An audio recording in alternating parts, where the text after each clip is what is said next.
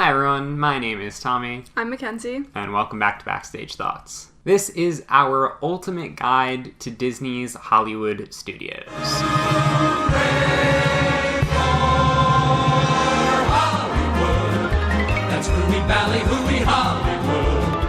We're going to do all the tips, tricks, suggestions, strategies, etc. that you need, all the information you need before you go to Hollywood studios. We'll talk about attractions, we'll talk about food, we'll give you shopping suggestions and information, and at the end, a suggestion of how to plan your day to get the absolute most out of it. If you have any questions, of course, be sure to ask in the comments. We will respond to you if we know the answer. And if you have any additional suggestions or tips or things you think would be beneficial for people to know before going to Hollywood Studios, leave those in the comments. If you say something super helpful that we didn't think of, we will be sure to pin your comment so everyone else can see it. Hollywood Studios was originally themed around movies, music, and the entertainment industry, and you can still find some of those characteristics towards the front of the park, whereas now the back of the park is themed towards Star Wars and Toy Story. Compared to, say, Animal Kingdom or Magic Kingdom, Hollywood Studios has a slightly more adult feel. Not that it's inappropriate for kids, of course. Kids are obviously welcome there, and there's plenty for them to do. There are just some attractions and experiences that might be a little too intense for younger children. Park hours for Hollywood Studios are 8:30 a.m. to 9:30 p.m., depending on the day of the week and the season. There's also 30-minute early entry for guests who are staying at a Disney resort. You're going to want to check the My Disney Experience app before you go to see what the exact park hours are on the day that you're going to be there. It does change.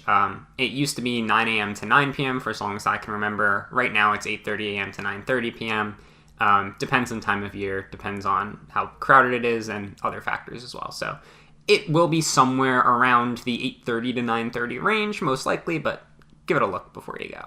You have a couple different options when it comes to getting to and from the park. There is, of course, bus transportation from any of the Disney resorts and from any of the other Disney parks.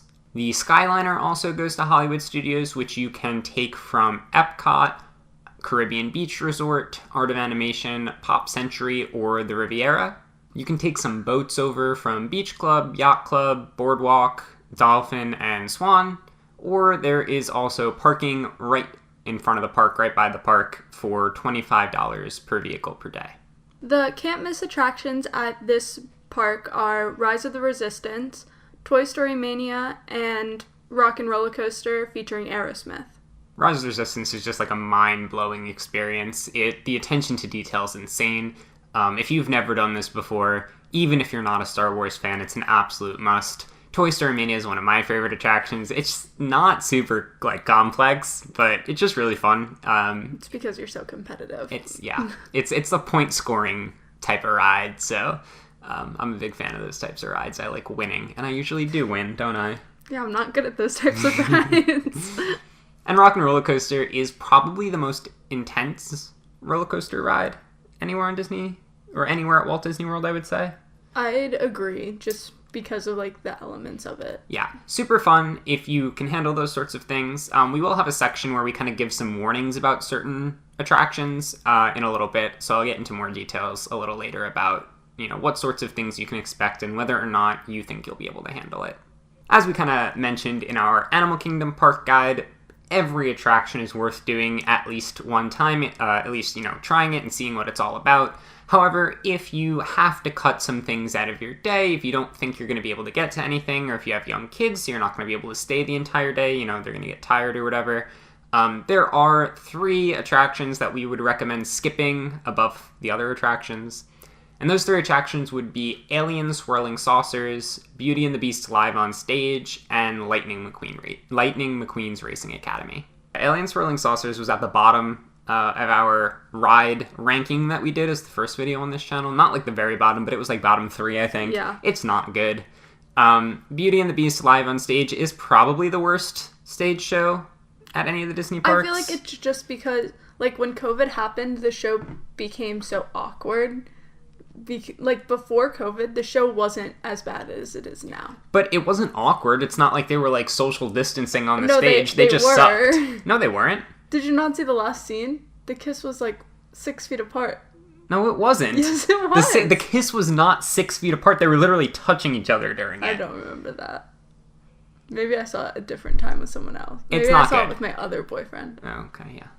It's not good. Don't do it. Well, no, do it. It's worth, like, trying, but, like, if you have to cut something out, it's an obvious choice to cut out. That's going to cut out a large portion, so... Yeah. And Lightning McQueen Racing Academy, we've done it once. Oh, I've done it more than once. You've done it more than Yes. once? Why? Because, well, I've done it once before. Oh, and then you did it. And then when we were doing all of the attractions, I did it. Okay. There's really nothing to it. Like, nothing at all. You just sit on the bench, and You watch a little screen for a little bit. then a car comes out, and then it's over. Yeah, it was bizarre in the sense that, like, the entire time I was just kind of waiting for something to happen, and nothing ever did. So those would be the 3 we would skip, if you feel like you have to skip something. Some underappreciated attractions are Indiana Jones Adventure Spectacular. There's no adventure anywhere Dang in it. there. Spectacular. Epic Stunt Spectacular. Epic Stunt Spectacular. Take it from the top. Some underappreciated attractions are Indiana Jones Epic Stunt Spectacular, and I have the next one down. Stop laughing. For the first time in forever, a Frozen sing-along. Both pretty good shows in comparison to the Beauty and the Beach show, which kind of... The Beauty and the Beach Beauty show. and the Beach, yeah. That's the spinoff where, like, they're sick of being in the castle, so they take a tropical vacation. Yeah, that makes sense. Yeah. Yeah, the Indiana Jones stunt show, it's cool. The one that really impressed me, though, was the Frozen sing-along. It was so fun. Yeah, like, you go in there and you're like, okay, this is gonna be stupid, like, it's just, they're gonna sing some songs for the kids. And yeah, that's part of it, but it's actually very funny. And I don't know if it was just, like, the particular actors the time that we saw it, or if it's like that every so time. Good. They were really good, really funny. It's like a comedic retelling of the events of the film. Kind of pokes fun at itself a little bit. I enjoyed it. Would definitely recommend it. And I will give you those warnings I mentioned earlier. There's really 2 attractions that you need to be aware of if you are either with young children or if you are yourself maybe someone that is sensitive to certain types of motion or certain types of environment. The first of them is Rock and Roller Coaster. It is loud, it's dark. It is a roller coaster type ride. It has a launch at the beginning where it's not like it gradually goes up, right? It just kind of... It's like 0 to 60. Yeah. So if that's something, acceleration is not really in your wheelhouse, you might want to be aware of that. It also goes upside down 2 times. There's a loop and a corkscrew. So things to be aware of for Rock and Roller Coaster. Really recommended if you can handle those things. And then Tower of Terror is another one to be aware of. Also dark. The theming is kind of scary, so that it might be scary for younger children. And it is a drop tower type ride.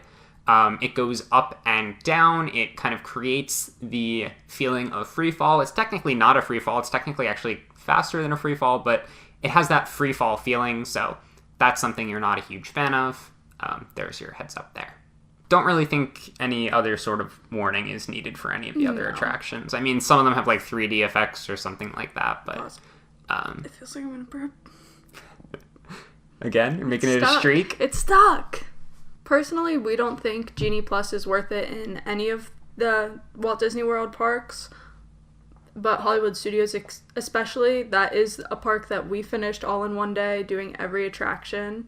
Yeah, we'll have some suggestions at the end of this video, but we did a video on how to do every attraction in one day without Genie Plus. Highly, highly, highly recommend watching that video. It'll give you all the tips you need in order to get everything done without having to spend the extra money. I think it's up to like $25 a person it's like now. $25, $30. Yeah, it used to be $15. Either way, there's no need to spend that money. If you are just kind of smart about your day and how you spend your time, you don't need it. Link to that video will be in the description if you do want to check it out. And then at the end of this video, we will have some suggestions related to what that video talks about that are specific for Hollywood Studios. And as far as the virtual queue, there are currently no rides or attractions in Hollywood Studios that use the virtual queue system. However, this can change and probably will change in the future as new rides continue to open up. So if you are going at some point in the future, you can go ahead and check that My Disney Experience app. It will let you know if there are any virtual queue attractions and what parks they are in. What you're going to want to do for that is just kind of get up at 7 a.m. the day you plan on going to the park, click Join Virtual Queue. It'll give you a time, an estimated time. The actual time that you're able to ride will probably be a little bit before that. And if you are not able to join at 7 a.m., if you kind of get up too late or something like that, no worries. There is a second opportunity at, is it 1 p.m. or 2 p.m.? 1 p.m. 1 p.m. To join the virtual queue again, as long as you are in the park. So yeah, not something you currently have to worry about, but could be in the future. Check that My Disney Experience app. Some attractions at Hollywood Studios have specific show times throughout the day. You want to be aware of these show times just because if you miss the last showing, you won't get to experience that attraction. These shows include Beauty and the Beast Live on Stage, which has 5 show times between 11 a.m. and 5 p.m., Disney Junior Play and Dance, which has 10 show times between 9:55 a.m. and 4:55 p.m., For the First Time in Forever, a Frozen sing-along, is every hour on the half hour, from 9:30 a.m. to 6:30 p.m. The Indiana Jones Epic Stunt Spectacular has 5 shows between 10:45 a.m. and 4:30 p.m. Disney Movie Magic is at 9:10 p.m.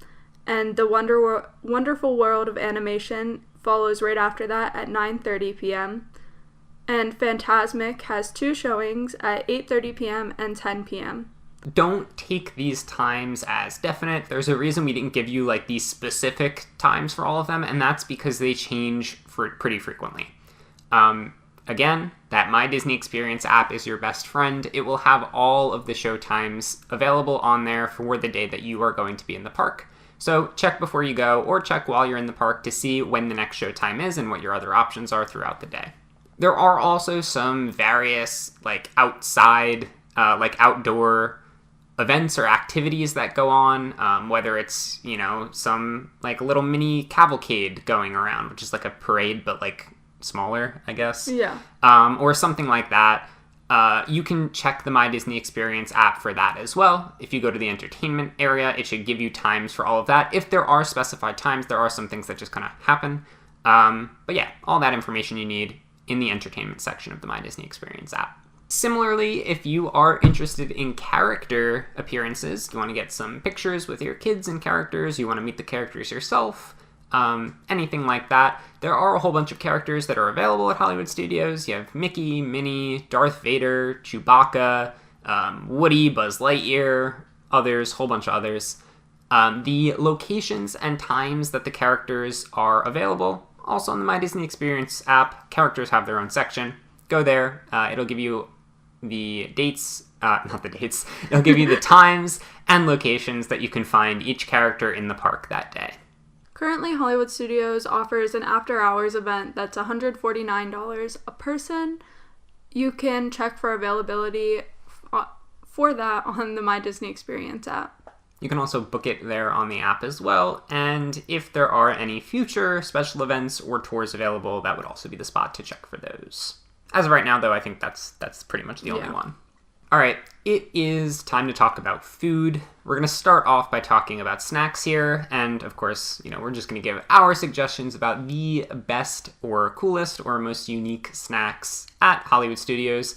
And Hollywood Studios, in my opinion, I think is probably the most disappointing of the 4 Disney parks for snacks. Yeah, I'd have to agree. There's not a whole lot of great options. Even some of the Star Wars themed options, I'm not really a huge fan of any of them. Like people talk about like the Wookiee cookie or whatever, but it's just like just 2 cookies with some like cream in the middle. It's like one of those it's like Hostess or Little Debbie's makes those. What are they called? I'll say it. Moon pies? Yeah, moon pies. Is that it? Yeah. I just know Moon Pies has a funny Twitter account. Have you ever seen their Twitter account? No. They're whatever. I'm not really too crazy about them, but there are a couple of cool snacks. Actually, this first one that's on our list is actually something I'm not a huge fan of. Mackenzie likes the Pop-Tart thing. The raspberry lunch tart. It's at Woody's Lunchbox in Toy Story Land. I liked it. It was really good. It's just a Pop-Tart though, right? But it's not like a Pop-Tart brand Pop-Tart. It's like It's gourmet. a little bit. From a quick service. It's still good. Okay. I don't know. You can also get Outpost Mix Popcorn over in Galaxy's Edge, which is pretty good. I mean, I'm not crazy about popcorn either, but, you know, it's there. It's an option. It's pretty solid. If you're looking for ice cream, there is an ice cream place on Sunset Boulevard. I think it's called like Hollywood Scoops or something like that. Scoops. They have a whole bunch of different flavors of ice cream. When I say a whole bunch, I mean like 6, which is more than most places in the parks have. It's not soft serve ice cream, it's hard ice cream. And they also have a shake thing where it's like orange and vanilla. What's it called? Orange Blossom Shake. Pretty cool. That's probably my favorite place for a snack in Hollywood Studios. It's basic, it's ice cream, right? But it's cool, and I do like me some orange and vanilla. As far as quick service dining, Hollywood Studios does have some pretty solid options. Personally, I like the buffalo chicken grilled cheese at ABC Commissary. We went down for my birthday. It was so good. It's solid. It's pretty good. I'm not a huge cheese guy, but I enjoyed it as well. They have a grilled chicken club there as well, which is basic, but also a pretty good option. It's like a central, it's like located pretty central to the park as well, so you can kind of make it work with your day regardless of where you are, because you're going to be in the middle of the park at some point. Yeah, and I feel like the vibes at ABC Commissary are they feel like old school Hollywood Studios to me. Yeah. They feel more MGM Studios to me. Yeah, that's fair. Ronto Roasters is kind of a more trendy option. It is relatively new. It's over in Galaxy's Edge. It's actually not even really like a restaurant. It's kind of just a walk-up... Pickup window. Yeah, almost. They only have 2 options there, I think. You can either get the wrap, the Ronto wrap, or I think they have one other option. I think they also, maybe I could be wrong, don't quote me on this. I think they are serving breakfast now also. Unsure. We're never... Yeah, I know. I never eat breakfast. We usually weren't in the park that early. We'd get up, because we would work until 1 a.m., so we wouldn't get up until 10. Yeah. We have to shower and get ready. We weren't in the park till noon most of the time when we were working down there, but the Ronto wrap is okay. There are some people that love it. It's not bad. It's a sausage that kind of just tastes like a hot dog with some pork on it and some coleslaw on it, and it's in a pita. It's not bad. There is no seating at Ronto Roasters, though. It is just like a walk-up counter, so you're gonna either have to kind of eat it as you walk or find somewhere else to sit if you go there. Yeah, I think there's a couple outdoor seating spots, but yeah, not a whole lot. And the last recommendation we have for quick service dining is Woody's Lunchbox, home of the Raspberry Pop-Tart. Most of the food there is sandwich based, but it's hot sandwiches, panini type sandwiches. Yeah. They have a barbecue brisket sandwich thing that was pretty good when I had it. And of course, they are known for the tachos, which are tater tot nachos. That is probably what I would get if we went there. And there are other options as well, right? These aren't your only options for quick service dining in Hollywood Studios. These are just kind of our top 3 in no particular order. There's Backlot Express, which is pretty solid. They have burgers and stuff there. Oh my goodness, Backlot Express was so good. Sorry. Side comment. But one quick service restaurant that we didn't have a great experience at and probably wouldn't recommend is actually Docking Bay 7, which is the main quick service restaurant in Galaxy's Edge. It was really, really salty. And you lost my water bottle there. No, was that there? Because we walked back and we were like, hey, have you seen this water bottle? The girl was like, no. But I remember drinking out of it while we were there. Anyway, I don't know if it was just the one batch we had and then someone dumped some extra salt into the rice or something. That's totally possible. But it was so salty. And I like salt. I like really salty foods. But it was bad. Again, I can't say for certain this was intentional and that's always how the food is there. But because of that, I don't think I would go back anytime soon. I would choose a different option instead. And we had different things, too, and they were both salty. Yes. They both had rice in them, though, right? So someone could have just messed up the rice, but I don't know. As far as table service dining, your options are a little bit limited. You do have more options than Animal Kingdom, but less options than the other two parks. Similar to Animal Kingdom, a large part of your decision is going to come down to what type of experience you want, although you do have a little bit more flexibility. Hollywood and Vine is their character dining experience. It's a buffet. If character dining is something you're looking for, that is your one option in Hollywood Studios. If you are not specifically looking for character dining, probably go somewhere else. It is pricey because the characters are there, and you can probably get a better meal for the price elsewhere. The Hollywood... There it is. That was a good one. I tried to tell you to stop. I tried. No, you didn't. You just touched me. You touched my leg. Well, at least you hadn't said much. The Hollywood Brown Derby is your high-end dining option. If you are looking for a nice, sort of more upscale meal, that's your only choice in Hollywood Studios. If you are not looking to spend that money, you're probably going to want to go somewhere else. The newest restaurant that opened up at Hollywood Studios in April of this year is Woody's Roundup Barbecue. It's a fixed price menu, so it's $45 per adult and $25 per child. These prices obviously will go up over time, so depending on when you're watching this, the price may be different. But yeah, we don't really know much about it because it just opened. We haven't been. But if you're looking for something new, there's your option there. And then there are 3 remaining restaurants that are a little on the more moderately priced side. So if you're looking to not spend a fortune, you're going to pick probably between one of these 3. You have Mama Melrose, which is Italian.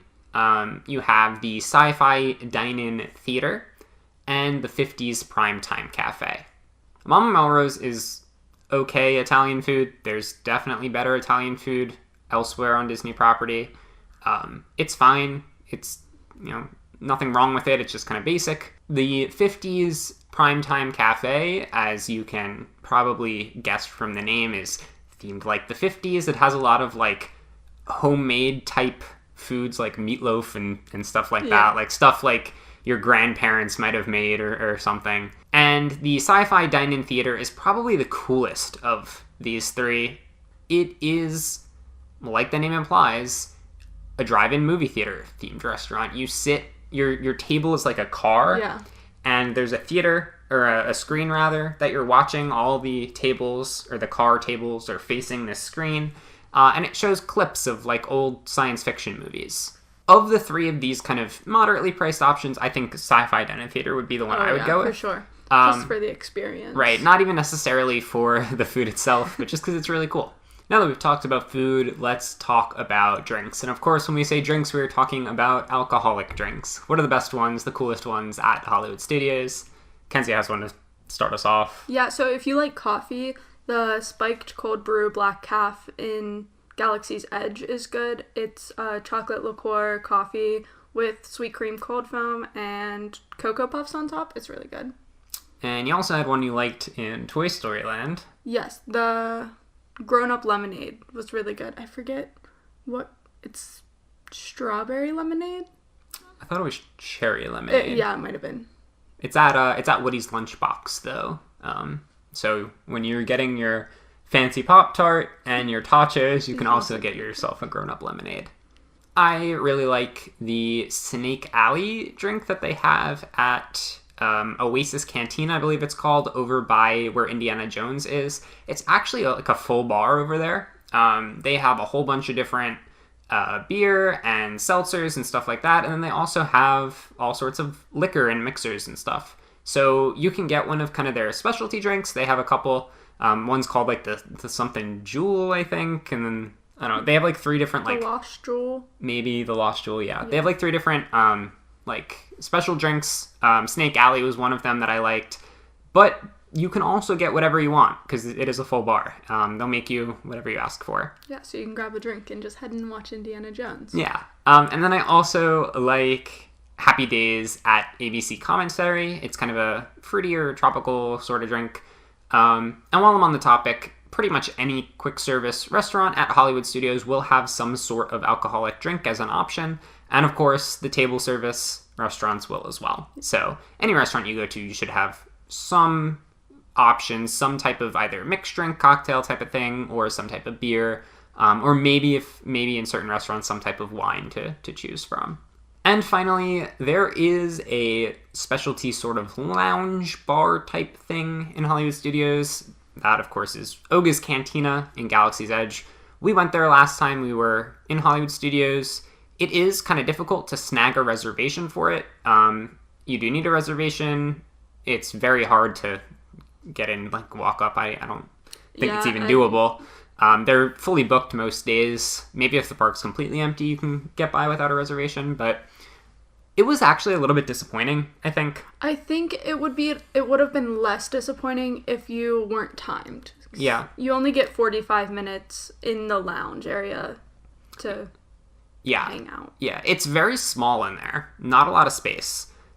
They put you at a standing table with other people. There were sit-down tables. Were there? Yes. So we just got stuck with it. We just got stuck with the standing table. But we had 2 other parties with us, so I think there were like 8 total people. All of us kind of cramped around this one standing table. And yeah, it's like they bring you in, you get like 2 drinks, and then they kick you out. Like you're on a very strict time limit. And honestly, it wasn't that cool in there, I didn't think. It's pretty cool for people who like Star Wars. I don't like Star Wars. But it wasn't like what? They had like 2 animatronics in there, and that was it. Yeah, but like you have to understand, like Oga's Cantina is actually a place in the Star Wars universe. I've seen it's in the first movie, or the 4th movie. Yeah, I've seen it. Yeah, but doesn't look like that. Kinda. And the animatronics like represented people that are in Oga's Cantina in the movie. It would be cooler if they had like characters and stuff walking around. You know, they didn't have any of that. But what really made it was our server. Yeah, our server was funny. He was cool. Lots and lots of puns and jokes and stuff, which I really appreciated. That was the best part to me. The theming was okay. It was cramped. It was, I don't know. The time limit wasn't cool. And the drinks were only okay. I really liked the fuzzy tauntaun. That would be the drink I would recommend. It has like this foam that like kind of numbs your mouth and tongue a little bit as you drink it. And it tasted good. Other than that, none of the other drinks really blew me away very much. Yeah. Don't waste your time with, I think it was called the Outer Rim. It's just a margarita. Yeah, I mean, if you're really, really into Star Wars, I guess it's worth doing once, but I wasn't super impressed. I probably wouldn't go back. So just in case the tickets and airfare and hotel and transportation didn't cost you enough money, if you're looking to spend a little more, Kenzie, where can we go to do that? So Celebrity 5 and 10, Legends of Hollywood, and Once Upon a Dream, I think is what the third one's called. They are all like general merchandise shops where you can just pick up anything Disney that you're looking for. They're kind of in the front of the park over by like Sunset Boulevard and stuff, yeah. Like right when you walk in, they're right there. Okay. And then Jesse's Trading Post, I know it like just opened. It's at the end of Toy Story Mania. It's the merchandise store that you walk through at the end of the ride. It has Toy Story merchandise in it, and there's not really anywhere else in the park where you can find that stuff. But if you are going to Hollywood Studios, I would go out and guess that the most likely place you're probably going to be spending some money on some merchandise is over in Galaxy's Edge. There's no like one like huge main store in Galaxy's Edge really, but there are a whole bunch of like small little shops kind of scattered throughout. I think there is one at the end of Star Tours though that isn't in Galaxy's Edge. I don't know. Star Tours was there before Galaxy's Edge existed, but there is a merchandise shop at the end of Star Tours that has some Star Wars stuff. And then if you're just walking around Galaxy's Edge, there's a whole bunch of little shops that have little cool things that you can grab. I know at the shop at the end of Star Tours, you can make a lightsaber. Swear. What? Like for less than you can at Savi's workshop. But it's like a shitty lightsaber? It's like your kid wants a lightsaber. Okay. Not like the ones that everyone's going crazy about. If you want one of those lightsabers that everyone's going crazy about, you need a reservation for that. Savi's workshop is where you would go to do that. I think they start at $250 and they only go up from there depending on how much additional stuff you add on to it, how many customizations you do. Reservations for that open up 60 days in advance, so if you know what day you're going to be in Hollywood Studios, as soon as the 60-day mark hits, I would recommend trying to hop on that if you really want to spend that much money on plastic sword. Stop it. There are some same-day reservations available, but you have to be kind of really lucky or really quick. Mostly lucky, I would say, to snag one of those. And building your own lightsaber is not the only thing you can build in Galaxy's Edge. You can also build your own droid over at Droid Depot. They start at, all right, guess, higher or lower than lightsaber? If you guess lower, you are correct. Ding, ding, ding, ding, ding. Woo. $120 the droids start at. And they follow the same rules, right? You need a reservation 60 days in advance, some same-day reservations available. So I think that's about it as far as kind of information you need to know and things of that nature, right? Do you have anything else to add? Not really, no. So the last thing we are going to do before we end this video is give you our route suggestion for your day at Hollywood Studios. This is based off of the tips and information we provided in our video about how to do all the attractions in one day. If you have not seen that video, please go watch that one first. This one's not going to make a whole lot of sense unless you've seen that, so give that a watch first. And then what we're going to do is kind of take those concepts and take those tips and apply them specifically to Hollywood Studios right now. So go watch. Link is in the description. Go click, go watch, and then come back. All right. It's okay.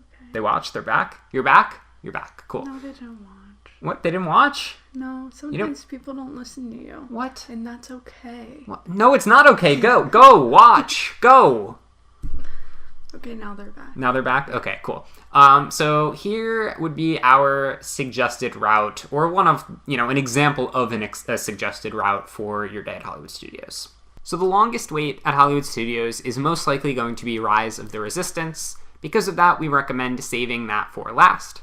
Your second longest wait is most likely going to be Slinky Dog Dash, and because of that, we recommend doing it first. And that, of course, assumes that you arrive close to park opening time. If you arrive later than park opening, let's say 45 minutes after the park has opened or later, that might not apply. It might already have a long line by then, but if you arrive close to park opening, you should have a minimal wait for Slinky Dog Dash. If you arrive an hour after park open, just go home and try again the next day.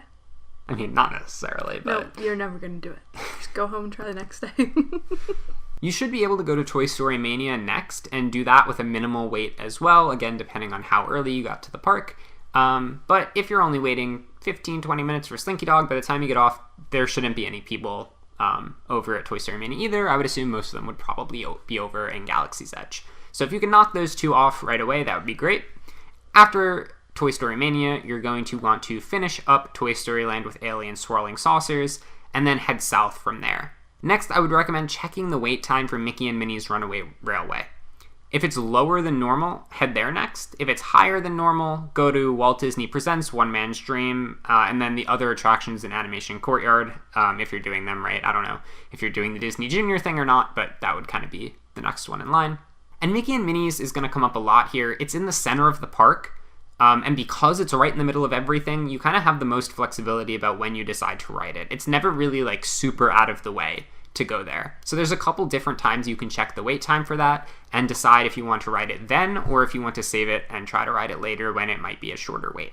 So after Animation Courtyard, you again have that decision to make. You can either go to Mickey and Minnie's if the wait time is low, or you can go to Sunset Boulevard next and then come back to Mickey and Minnie's sometime later. So compare the wait times. Look at the wait times for Mickey and Minnie's, look at the wait time for Rock 'n' Roller Coaster, Tower of Terror, and then choose based on that. There are 4 attractions to do at Sunset Boulevard: Tower of Terror, Rock 'n' Roller Coaster, Lightning McQueen's Racing Academy, and the Beauty and the Beast show. The order that you do them in should be based on, well, first the show times, right? You're going to have to base it around that show time to fit that show time in if you want to do that show. If not, you can go based on the wait times. After you're done with Sunset Boulevard, again, check Mickey and Minnie's if you haven't done it.